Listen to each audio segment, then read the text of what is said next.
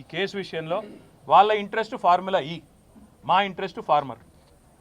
ఆయన interest formula, మా interest farmer. మేము రైతు భరోసా గురించే మాట్లాడతాం. నువ్వు డైవర్షన్ కోసం ఏం చేస్తున్నావు మాకు తెలుసు. నీకు తెలిసిందే కదా ఒకటి, డిస్ట్రాక్షను, డిస్ట్రాక్షను, డిసెప్షన్. ఈ మూడే తెలుసు నీకు. డిస్ట్రక్షను, డిస్ట్రాక్షను, డిసెప్షన్. విధ్వంసము, అటెన్షన్ డైవర్షను, మోసం.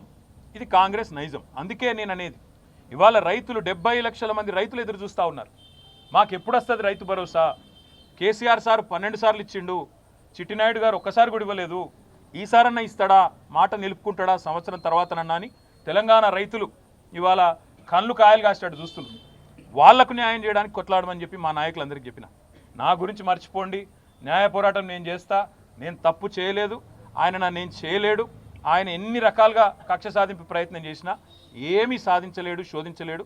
మీరు దయచేసి రైతుల సబ్జెక్టు మాత్రమే మాట్లాడండి అని ఉదయం నుంచి నన్ను కలిసిన ప్రతి నాయకుడికి నేను చెప్తా వచ్చిన.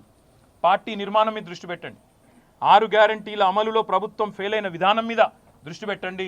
ఖచ్చితంగా ఈ అటెన్షన్ డైవర్షన్ గేమ్ ఏదైతే కాంగ్రెస్ ప్రభుత్వం ఆడుతుందో, కాంగ్రెస్ పార్టీని, చిట్టినాయుడిని పూర్తి స్థాయిలో వాళ్ళ బండారాన్ని బయటపెట్టి మరి బజార్లలో ప్రజల ముందు ఎండగట్టండి. ఆడబిడ్డలకు ఇస్తానన్న 2500, అదేవిధంగా పెద్ద మనుషులకు ఇస్తానన్న 4000 పెన్షన్లు ఎప్పటి నుంచి ఇస్తామని చెప్పి నిలదీద్దాం. ఆ దిశగా కార్యాచరణ చేద్దాం తప్ప ఏ రకంగా కూడా పొరపాటున కూడా ఏ రకంగా కూడా ఈ కేసు విషయంలో మీడియా హడావుడికో, చిట్టినాయుడు గారి లీకులకో ఆగం కాకండి. ఈ మీడియా వాళ్ళు మీ బాధ నేను అర్థం చేసుకోగలుగుతా. 24 గంటల న్యూస్ ఛానళ్ళు మీరు నడపాలి, అది గిర్రగిర్ర తిరగాలి, ప్రతి నిమిషం కొత్తదనం కావాలి. ఇక అవన్నీ తప్పదు. మీ బాధ నేను అర్థం చేసుకోగలుగుతా, మీ తప్పు కాదు.